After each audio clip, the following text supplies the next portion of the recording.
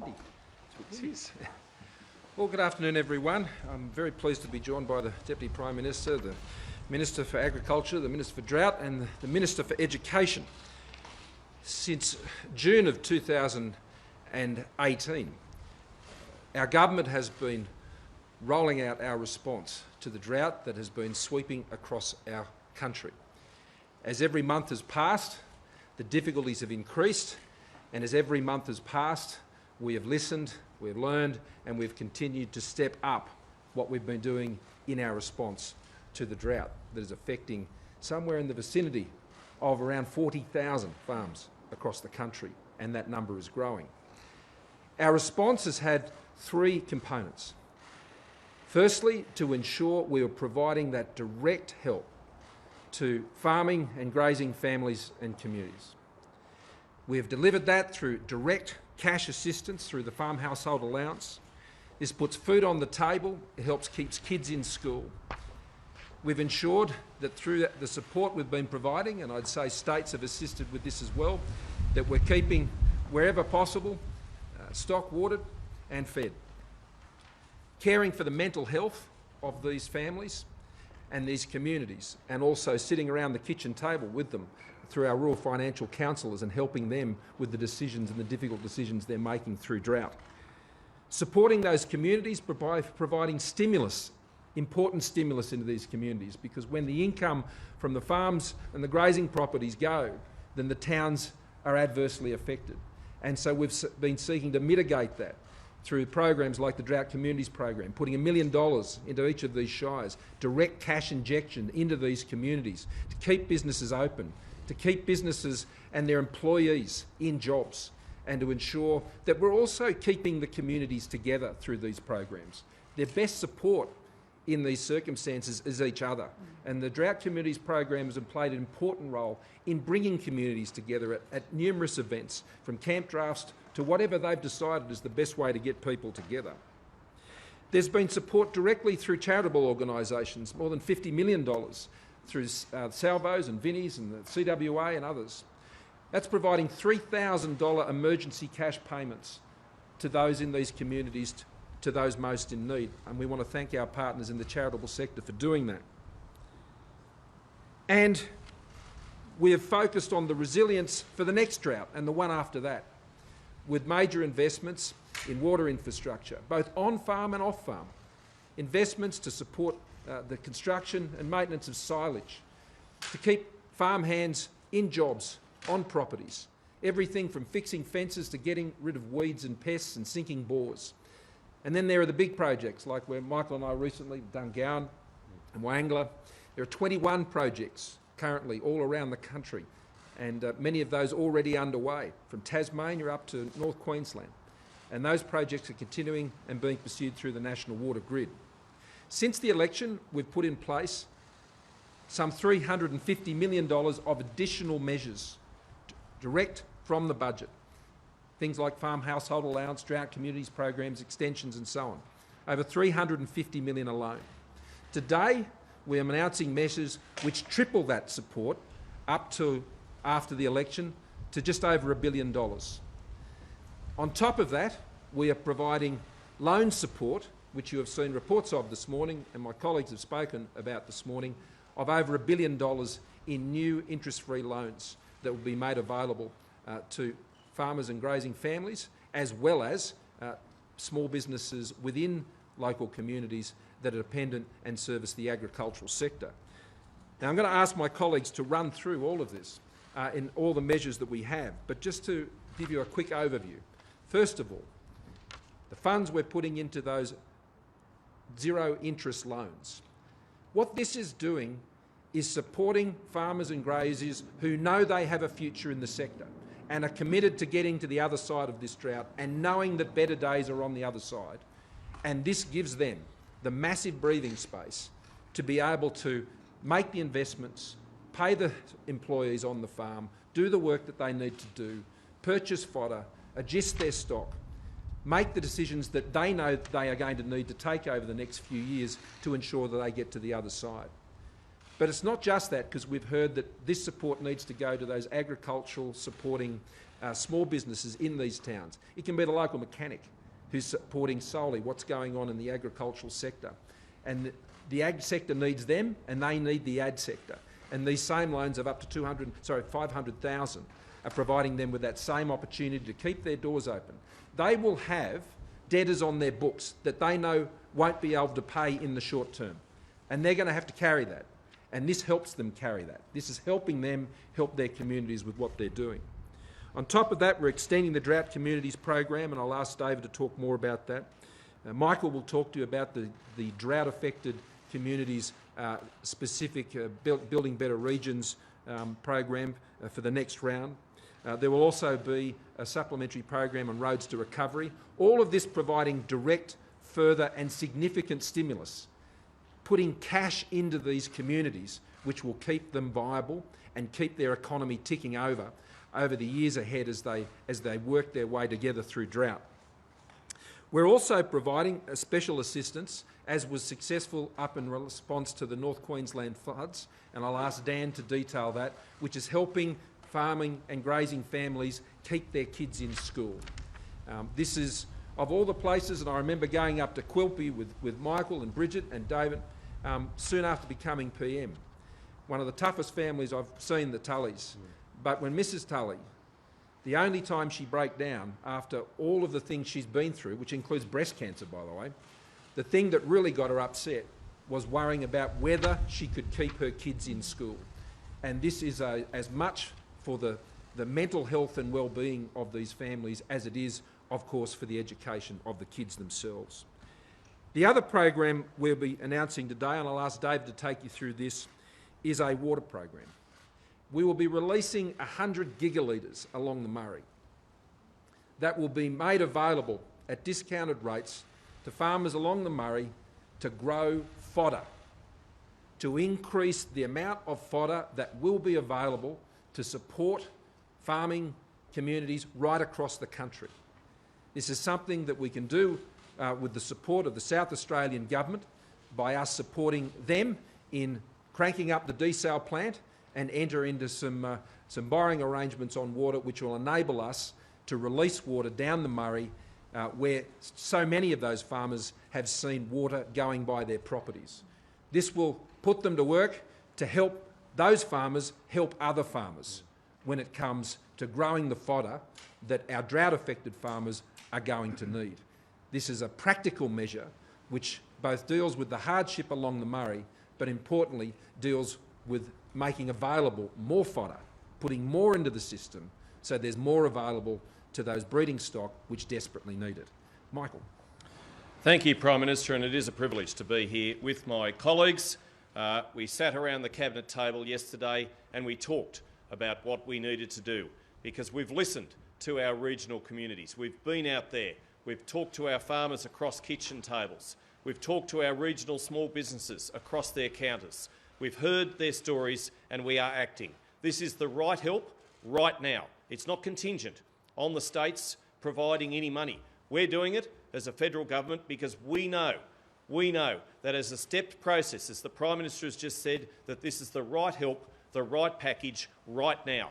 We're going to make sure that our rural and regional communities that are suffering from this terrible drought have the right assistance right now. And it goes to the Building Better Regions Fund. Now, this is the fourth round of that dedicated fund to the regions.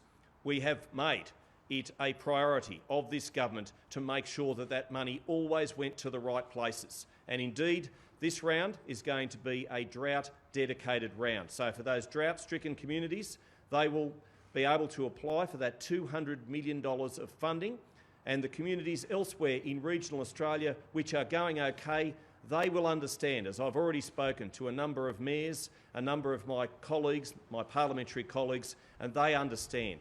They understand that when they're doing it tough, that other parts of Australia come to help them. And they understand that right now they need to be in there supporting those drought-stricken communities. So the $200 million will be going to those drought-stricken local government areas, those drought-stricken areas which need it the most right now. And we are also providing $138.9 million of roads recovery top-up for those 128 councils, which need to be able to maintain their roads, which need to be able to keep money in the towns. And of course, whether they use their own road gangs or whether other road gangs come in from elsewhere outside their local government areas, that is going to keep cash flowing in their communities. Because when you get road gangs from outside those council areas, they need to be accommodated. They need to eat. And whilst they're maintaining roads, whilst they're building new ones, they'll be able to make sure that they're spending money in those communities which so desperately need it. We will never walk away from the regions. We will never walk away from our farmers. Never. We are making sure that we are providing the support that they need right now. We don't walk away from our farmers, not now, not ever. Bridget. Thank you. Bridget. Okay, great. Well, despite the drought and the current hardship, we fundamentally believe that Australian agriculture has an incredibly bright future. But as each of us and our colleagues have travelled around drought-affected communities, whether it's in Yeovil, in Dalby last month, or in East Gippsland in Victoria, it is tough out there. Our farmers are resilient. They're putting on a brave face. But when you're behind the dairy shed and you ask that very private, quiet question, how are you? They're not okay. They are doing it really tough. And so I'm incredibly proud to be part of a government that has made the prosperity and sustainability of agriculture in our regional communities its number one priority. And to be able to stand here and since the election to have delivered $1 billion into these communities to sustain our farming families, to stimulate local economies, I think is very precious. So last month we were in Dalby announcing radical simplification and extension of the farm household allowance. Whilst the package today represents a lot of new initiatives, which I know David as Drought Minister will go into, the farm household allowance, as the Prime Minister said, is the way our government has been supporting the front line of this drought, our drought-affected farmers, putting cash on the table. We've got before the Senate this coming week the legislation that will make sure lump sum payments for every single one of the 1,760 farmers whose 4 years will end this financial year will be able to apply for and access an additional lump sum payment. The legislation also includes a rule so that myself as Minister at any point in time into the future can assess the conditions, can assess the drought and its impact and make subsequent lump sum payments as required. We have stood with our farmers in our communities from day one. We won't stop doing that. And farm household allowance is a way we can do that. We're extending it obviously to 4 years out of 10 on the back of our farmer-led reviews and on the advice of the NFF who wanted to see a time-limited payment. So looking forward to delivering that next week and heading to the NT this afternoon and through drought-affected communities over the weekend to meet with them and help flesh out and describe how what we're announcing today can benefit them and their communities. Thanks, Bridget. Dan. Thanks, PM. Earlier this year, we provided assistance to schools that have been impacted by the floods in Queensland. We did that because those schools were saying to us that they were having parents who coming to them saying that they needed help and they needed assistance, but they were also had other parents who were too proud to do so. The program enabled schools to be able to provide fee relief, to be able to provide textbooks, to be able to provide school clothing. And so what we're announcing today is using the similar approach that we had for the Queensland floods, $10 million for schools that are impacted by drought so that they can provide relief to families. And one of the other important things that was done in Queensland was when parents came in and sought assistance, what schools were able to do also was able to point them towards counselling to make sure that they were getting the assistance that they needed and in many cases that the students needed. Because as the PM mentioned, the impact on parents of drought and worrying whether they'll send their children, be able to continue to afford to send their children to school is a big one. But also the impact on students. watching what their parents go through, seeing the toil, seeing the hardship that they have to deal with. We have to be able to provide the assistance as well. So there'll be $10 million for drought-impacted schools, and on top of that, we're also announcing $5 million to help childcare centres who are also being impacted, because we want to make sure that those childcare centres can remain open and provide also relief for parents to be able to drop their kids off, get a break, be able to focus on other things, but also for those small children as well, to get some time with other children playing and taking their mind off what they would be seeing all around them. So all up, $15 million, 10 to help schools, and $5 million to help childcare centres. Thank you, Dan. And David. Well, thanks, PM. And as the PM announced earlier, we are proud to say that only in the last hour we have reached agreement with the South Australian Government to supply 100 gigalitres of water to the lower southern basin to produce fodder and pasture, to put a real line in the sand in making sure that we can support these farmers with fodder not only now but in the future. There will be 100 gigalitres delivered by the 31st of April, and we will repay that through the use of the desalination plant. Can I thank the South Australian Government for their leadership, taking our hand in understanding the severity of this drought, and if it doesn't rain, that we need to secure our fodder supplies into the future.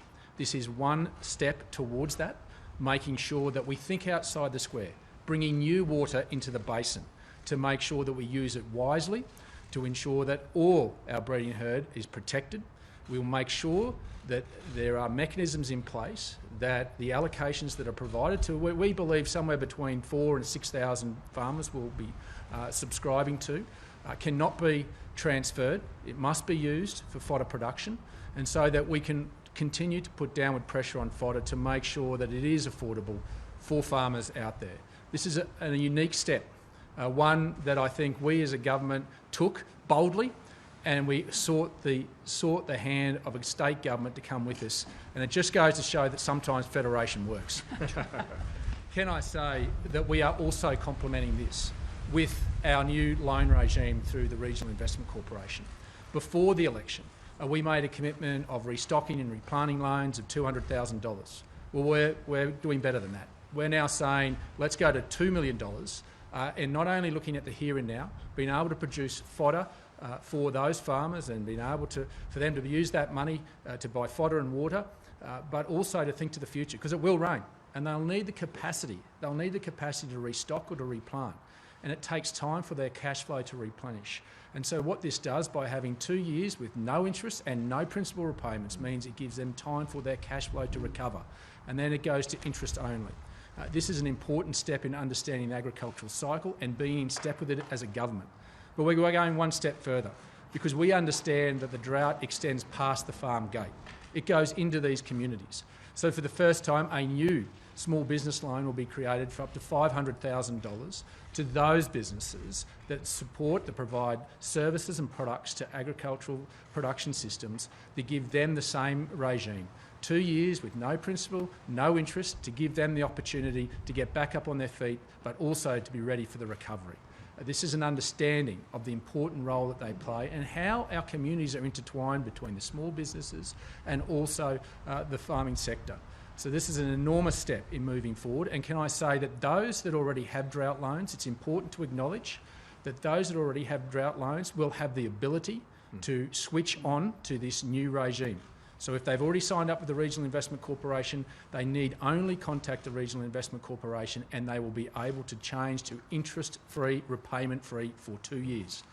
This is a real step forward.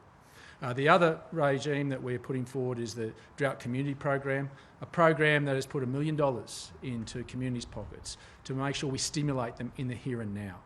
And what we are saying is that there is 128 councils that have been identified already, and 122 of those are already on it. And today, my office is contacting each and every one of those shires to make sure that their circumstances have not changed, and the $1 million will only go to those shires that can demonstrate that they have still the same circumstances. That money will flow early next year. It'll open up at the end of this month with their programs to be back to us by January, so that money flows.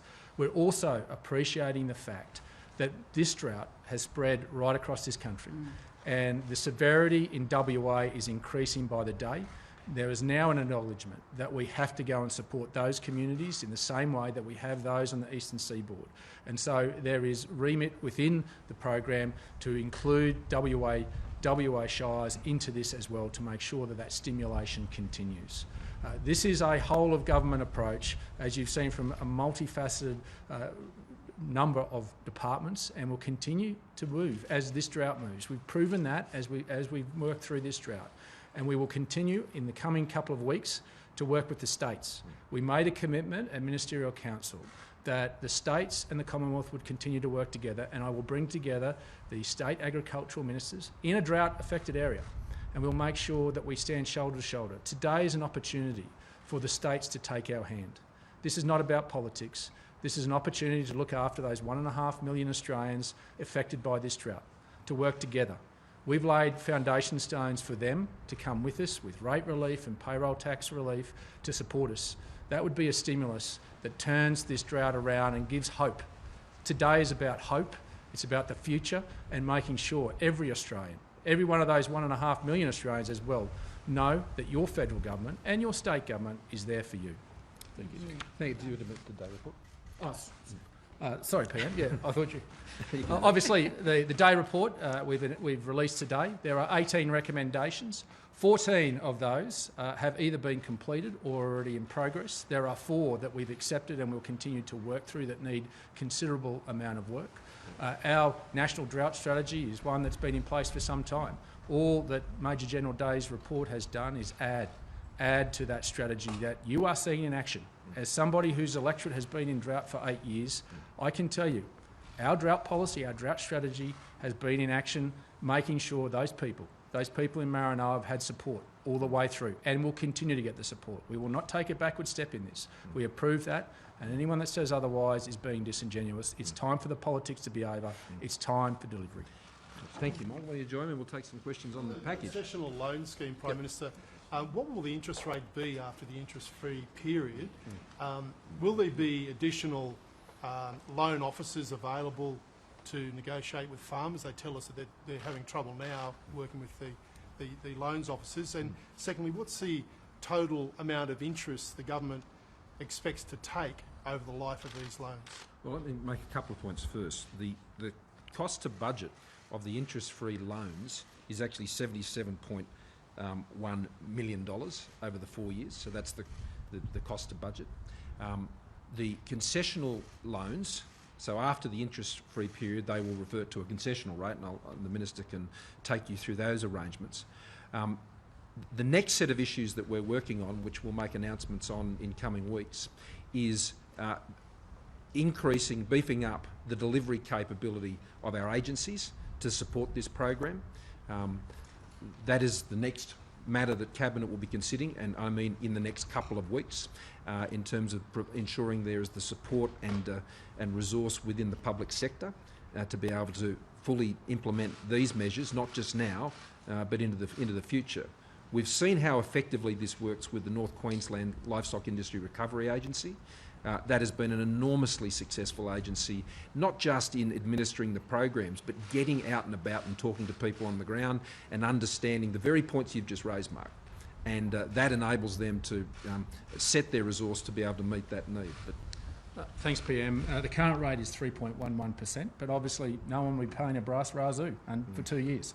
I don't know where the rates will be in 2 years' time, but the rate is reviewed every 6 months in May and November. It's predicated off the government bond rate plus the costs of administration. The board of the RIC makes those recommendations predicated on the rules that are outlined when the Regional Investment Corporation was passed through legislation in February last year, which sadly was held up. We are some 6 to 12 months behind because we could not get bipartisan support for the Regional Investment Corporation. And so we are working as quickly as we can. You've got to understand that the staff that we put into these places have to have a certain skill set, and that's not widely available, and we're continuing to ramp up that, but we're working with the service provider through Rural Bank to make sure that that's complemented and ensuring that our turnaround times continue to improve. We've got 18 staff on the ground in Orange as we speak now. That will ramp up to 32 as we find the right people. But we will continue to make sure that we expedite this and we get the support by our service providers as quickly as we can so the delivery of this can be done in a timely fashion. Chris. With existing... Chris, can you talk us through the 100 gigalitres and the deal with South Australia? What's the Commonwealth's, what amount of money is the Commonwealth putting into that? How's the deal arranged? The total cost we anticipate will be $98.4 million in gross terms, but this will ultimately be a function of what the marginal cost of production of the water is in South Australia.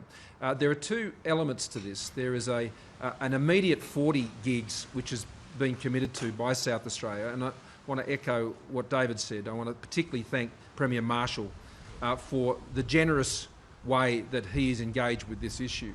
There will be a review in April which will review back to what the situation is in South Australia, and we have a contingency arrangement in that event that they're unable to continue with that, which would deal with using water from Snowy. But that is a contingency arrangement.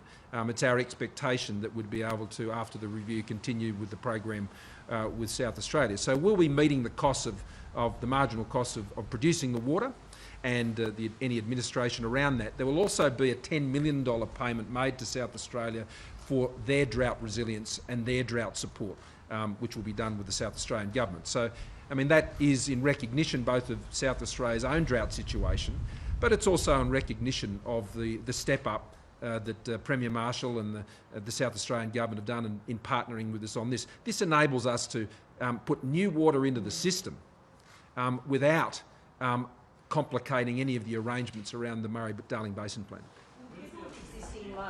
People with existing loans from other financiers be able to refinance through the RIC, and how is that going to actually happen?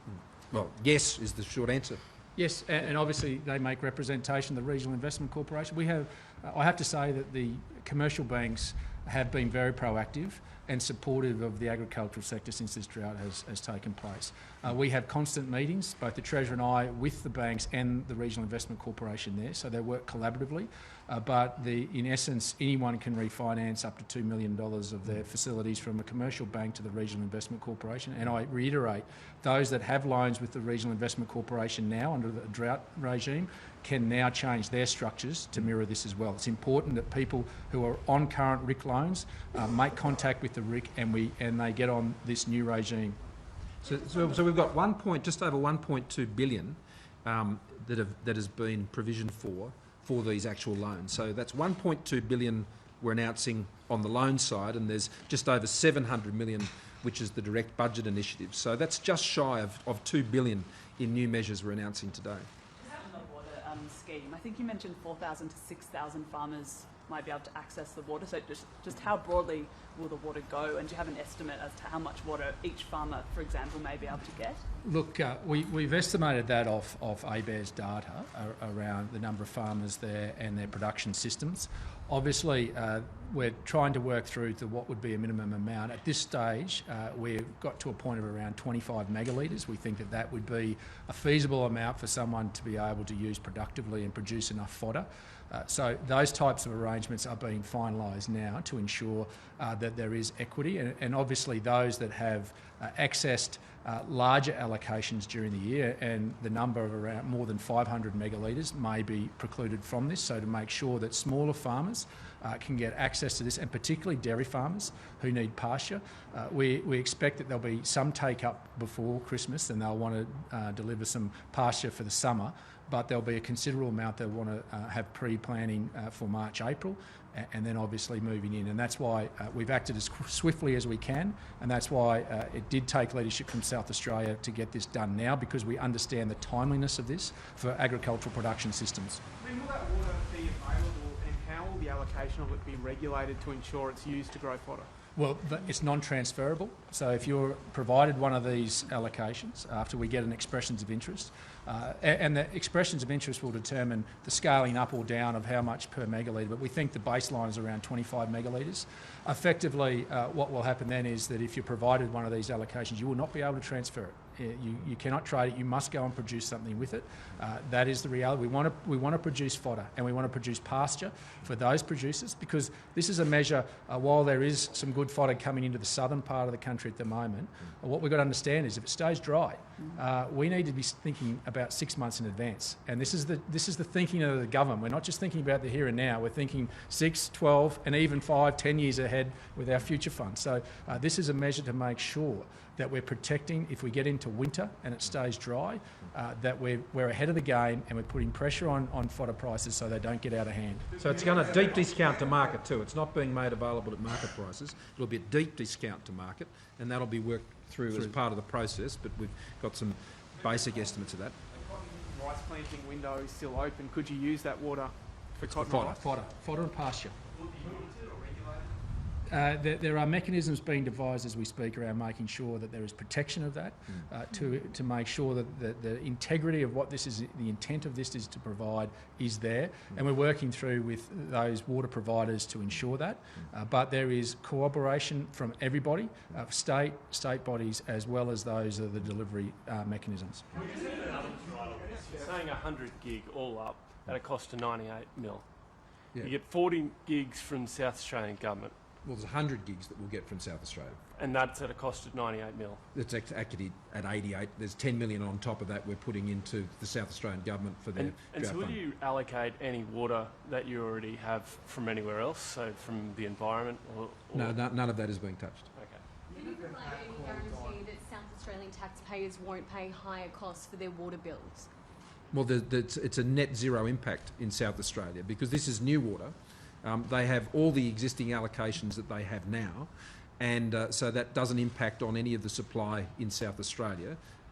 Any of the costs of producing the additional water out of the desal plant is being met by the Commonwealth, and there is a review that will take place in April, and if it is of the view of the South Australian State Government that conditions have deteriorated there, then the balance of the 60 gigs will be addressed by the Commonwealth. Are you aware of the feasibility report around the desalination plant will be made public? Well, it's a matter for the state government. It's a matter for the South Australian government. We've given them some money as part of we just helped fund it. We didn't build it. Yeah. The NFF had called for that for farmers that want to leave the land. Why isn't that something you considered, and is that something that you're open to in the future? We're here to keep farmers on their properties. The data does, well, if you'd like me to finish, the data doesn't support it. In fact, there has been an increase in farmers' equity considerably over the last 5 years because of an increase in farm valuations. In fact, last year, farm valuations on a median price per hectare has gone up 10.7%. So that gives farmers the ability to work with their financiers and the Regional Investment Corporation to get through this drought. Those that want to have a go, we're going to be there with them. So there is no need for us to enter into exit arrangements. We intend to hold the course and support those that want to be there and have a go. And because to add to that, I mean, the farm prices at the moment, there's one thing in this drought that is helpful, it is that land prices have stayed up. I mean, if we're in a situation where they had plummeted, and you're dealing with people who make a decision to leave the land, then obviously that would compound that problem even further. But the level of equity that's currently in these properties is a very relatively high level. And as David has said, it has built the value every year for the last 5 years. So that actually provides an opportunity in these arrangements for the leverage that can be available to farmers to take on what we're talking about today. But also in the event, if they make their own decisions about what they want to do with their properties are valued at strong levels at present, and that actually assists them if that's the decision they want to take. But where those sorts of things have been applied in the past, that has been when you've been going through industry restructuring arrangements and where there has been a decision to facilitate people off the land. We're not seeking to facilitate people off the land, we're trying to assist them to stay on, and those who know that they have a future in the sector, then these measures will greatly assist them. What would you like to see the states do to support this? Is there any indication they might waive payroll tax and rates? Well, I'm glad you asked, because when we've gone around and spoken to people, and my colleagues have, and Michael as well, the two things that have come up most commonly for the states to do has been payroll tax holidays and rate relief. Now, we're putting $1 million into every council. That's not to provide rate relief, that's actually to build things and keep people in jobs. It's a stimulus. And so that is a matter that has been raised quite consistently in Victoria and New South Wales and Queensland and in South Australia as well. So that is a matter entirely for the states. After the drought summit last year, we concluded a new drought agreement which made it very clear that fodder and freight subsidies were also the responsibility of state governments, not the Commonwealth Government. Now, as you can see, we've, I think, put forward a very innovative way of addressing the fodder issue by increasing the supply of fodder using the powers and the relationship we have with South Australia. New South Wales has the gold standard presently when it comes to fodder and freight subsidies. Queensland is a long way behind. Victoria is even further behind. Now, whether they want to support fodder and freight subsidies is a matter for them, ultimately. The National Farmers Federation haven't recommended it, I should note. But New South Wales, I think, has really set the mark, not just on that, but particularly with Michael and I, when we were able to conclude with them those water projects in Dungowan and Wyangla. I mean, they're also clearing the way for dam projects as well. Sorry? South Wales and Victoria, did you ask them to contribute water? Well, there wasn't the need. There wasn't the need with the arrangement we had with South Australia. The arrangement with South Australia is quite unique because of the desal plant, and that provides an option which doesn't require us to go to those states. But with all of these measures, they're not set and forget. You know, if we're here in April next year, June next year, September next year, drought continues, you can expect us to stand at this podium and be announcing further measures. 2 years from now, when those interest-free periods run up, our hope is they'll be in pastures and they'll be harvesting. And the purpose of those loans would have put them in the position where they'll then be getting back up on their feet. But if we find ourselves in a different situation, then as a government, we'll continue to do what we're doing. You don't just release a drought strategy a year ago and then don't do anything else. You keep doing it every day. Will you be able to get the $3,000 assistance to households out? You announced... That's already happening. Well, you announced it in September, but the paperwork has only just gone to the community organisations this week. When would you anticipate it actually being able to be dispersed? It'll be delivered on the 22nd of November. The reason for the delay is that after the first tranche, the providers, the charities, indicated that there was some concern around gaming of the system. Sadly, during drought, the best of Australians come out, but so too sometimes as the worst of Australians.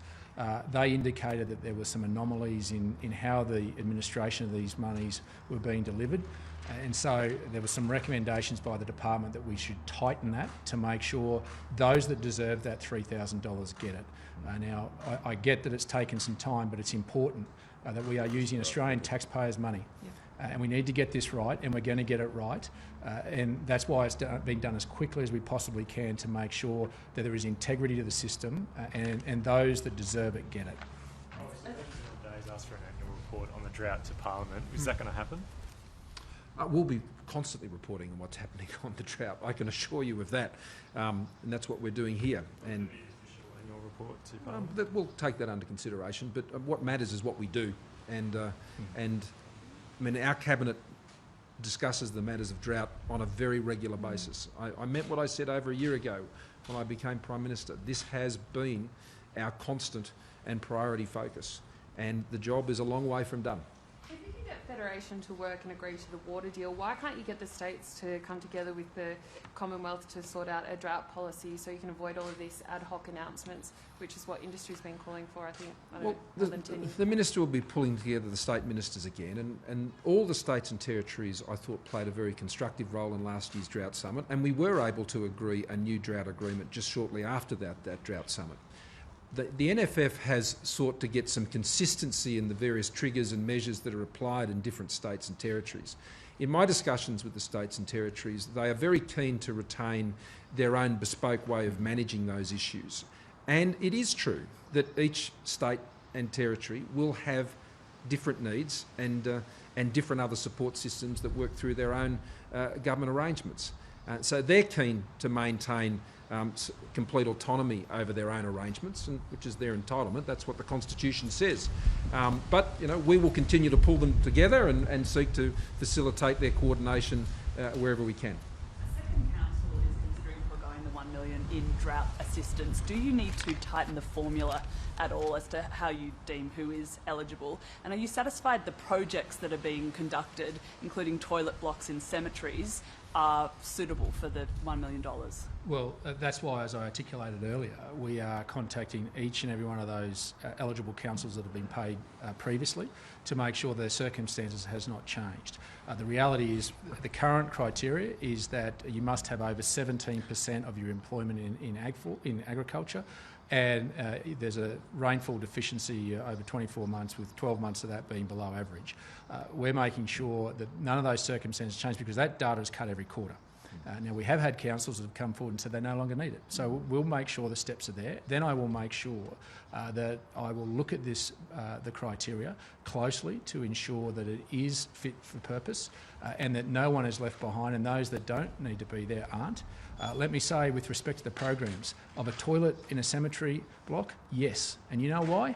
Because you know who built that? A local tradie. And you know where he got his goods from? A local hardware store. That's new money into that economy. I'm sorry, with all due respect, you may want to belittle something like a toilet block, but to those people, to those economies, that is new money that keeps that tradie going, keeps his apprentice going. And to not understand the intricacies and the fine balance of these local economies shows some level of ignorance. Chris, the very patient Mr. Yulman. Yeah, while you've been talking about drought, the Labor Party's been releasing a review on itself. Do you have any idea why it lost the election? Last question. I tell you, Didn't get enough votes. the Australian people know the answer to that question, and they're still not listening to them, the Labor Party. I mean, it's 6 months after the election. Labor's still talking about themselves. We are focused on what the Australians elect us to do, and that is whether it's actioning on drought, whether it's dealing with the big challenges we've got in aged care, delivering the tax relief we said we'd do. I mean, today's trade figures, very encouraging, and I've just returned from the latest East Asia Summit, where the RCEP agreement, we were able to make great progress on that. Those trade agreements are incredibly important to farming communities as well. One of the reasons we are seeing that support for farm prices is the expanded opportunities there is now for our agricultural sector because of those arrangements. The infrastructure program, which the Deputy Prime Minister leads, is rolling out. That's what we're focused on. Labor is focused on themselves. They just simply cannot get past themselves. Thanks very much. Can I thank my colleagues also for the great work they've done in pulling this package together. And again, I very much want to thank Premier Marshall for the spirit in which he's engaged with us on this. He's showed tremendous leadership, but he's also ensured, I can guarantee you, that he's looked after the people of South Australia in the process as well. Thank you very much.